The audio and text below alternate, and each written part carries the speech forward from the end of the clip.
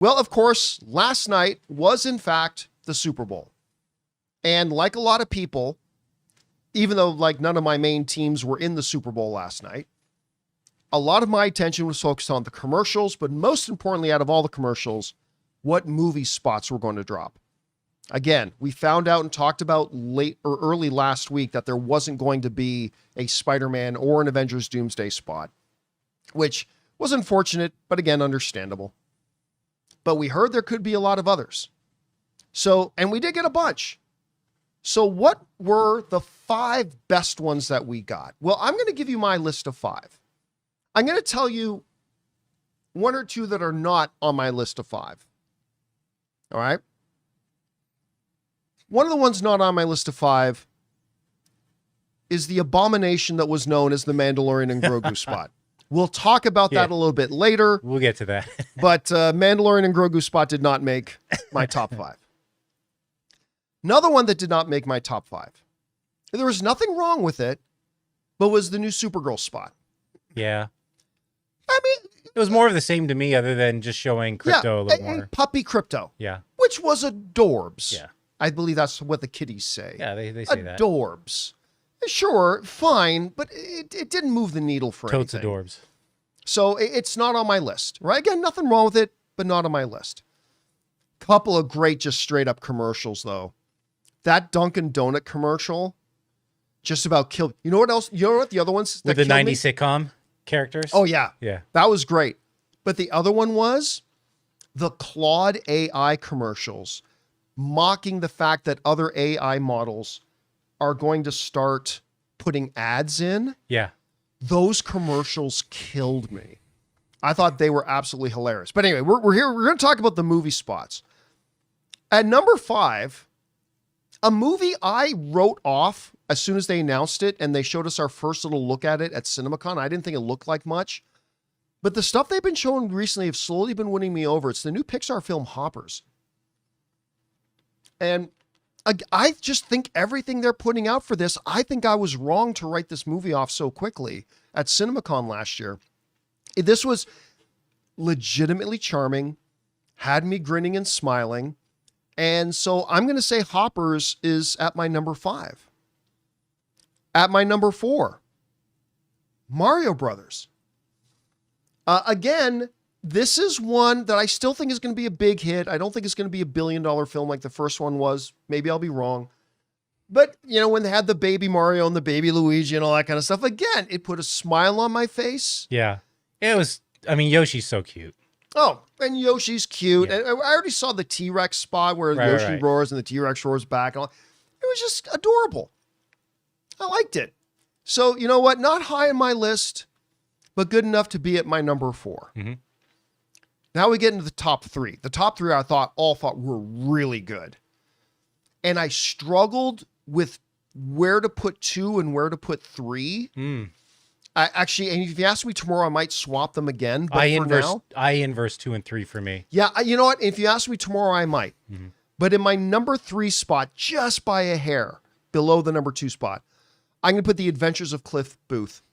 I'm going to tell you straight up, I've had zero interest in this project. Zero interest in this project. Watching that trailer, teaser, feature, preview, whatever you want to call it, last night, I'm watching and I'm like, okay, this looks like it could be pretty good. This looks like it could be better than Once Upon a Time in Hollywood. Because I'm going to be honest, I don't think Once Upon a Time in Hollywood is one of Quentin Tarantino's better films. Has its moments. I enjoy it, but I agree, it's not his best. Yeah, I'm with you. I enjoyed the film. It's a thumbs up from me movie, but it is nowhere near the top of the list of Quentin Tarantino's movies for me. I had some issues with it, but the Cliff Booth character was not one of them. He was great. And this looks like it captures the best parts of Once Upon a Time in Hollywood. And so I'm really looking forward to seeing it. So yeah, Adventures of Cliff Booth. I thought the previews looked great. It's got me excited to watch it. At number 2, Disclosure Day is looking better and better to me. Now, look, you guys know I think Steven Spielberg is the best filmmaker of all time, but that does not automatically mean I get excited for his projects.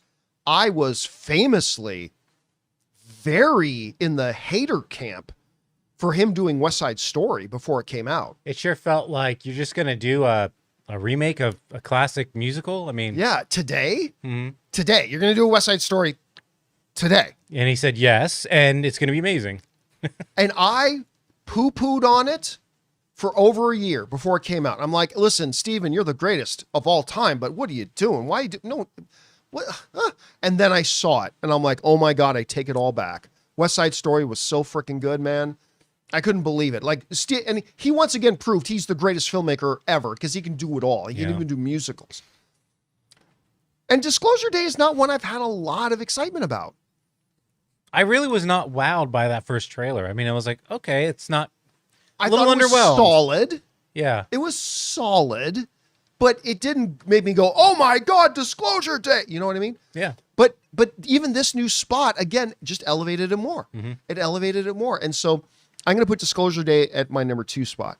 We want to take a second to thank the sponsor of today's video, Mando. Hey guys, I may be married now, but I remember the whole checklist we'd all go through before a first date, right? Fresh haircut, clean car, maybe you're replaying a conversation in your head like, don't screw this up. But the one thing that is absolutely non-negotiable, deodorant. And that's why for a while now, I've been using Mando. What I love most is how confident it makes me feel knowing odor is just handled, like not masked, handled. Mando is a whole body deodorant, so you can use it anywhere. Pits, feet, thighs, wherever you need it. And yeah, that peace of mind is real. My personal favorite is the solid stick. It's super easy to use, goes on clean, and it just works all day. It's created by a doctor, and it's clinically proven to control odor for up to 72 hours, which is wild. Some guys try to cover odor with scent. Mando men get the job done right. Don't mask it, Mando it. You can find Mando at major retailers, but for the best deal, head to shopmando.com. For a limited time, new customers get 20% off site-wide plus free shipping when you use my code Campea at shopmando.com. That's shopmando.com, code Campea. Support the show and check them out. Mando's got you covered. For me, though, by far and away,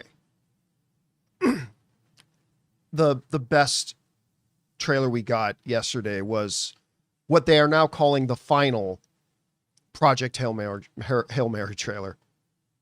I got emotional watching it. Now I have the advantage, like many other people out there, that I've read the book several times now. But I literally got... The one thing I don't love, and this is such a nitpick, I admit this is such a nitpick. The only thing I didn't love was the voice they landed on for Rocky. I was a little bit like, that's the one you like the most? Yeah. That one? Where it's just kind of more robotic? Yeah, But, I mean, maybe, you know what, though? Maybe that's because I'm attached to the voice they gave him in the book, in the audiobook. Oh, yeah. So I'm going to admit that. Like, hey, that could be why. That could be the reason why. But yeah, it didn't really stick, but whatever. It was just, it captured the scope of it. You did get a little bit of a glimpse of the real power of Project Hail Mary is not the race to save the earth. The real power of Project Hail Mary is this incredible relationship that forms between Grace and Rocky. It's the heart of the story, really. Mm-hmm. And everything in this movie depends on them nailing that chemistry and the dynamic between Grace and Rocky. Because if they do, this is an awards contending film. If they don't, this is going to be Walmart DVD discount bin $2.99 kind of a movie. It all depends on it. And this trailer made me feel like they're going to kill that chemist. They're going to nail it. And so for me, that's my number one. That was my number one. Now, some people may be wondering why I didn't even mention the Minions and Monsters. The reason I decided it was disqualified from this list is because whereas the other trailers showed you 30 seconds and then said, watch the full thing online, what they showed during the Super Bowl wasn't even a part of the trailer. It was really just an announcement to go watch the trailer online. Mm-hmm. And you know what? Maybe you can make an argument that that should still count. I'm not going to argue. It's close, but that's just the only reason I didn't include it. Although I am looking forward to this Minions movie too. Mm-hmm. But anyway. Yeah. Yeah. I liked, I appreciated that the Mario Brothers, I think there was actually 4 different spots. And I really liked that it wasn't just Super Bowl centric or whatever. Like they took into account the Winter Olympics, which are going on right now too, because you had that toboggan. Did you see that spot with the toboggan and Yoshi and the mushrooms are going down? Yes. Yeah. And then I think Princess Peach was ice skating as well. There was a 4th one. But yeah, Man, how many Olympic commercials did we see yesterday, by the way? Yeah, a lot. I think they were like, hey, by the way, this international thing is still going on too. But I like those 2. Anyway, guys, question is for you. What were the best trailers you think they presented last night during the Super Bowl? Is it the same order as mine? Totally different?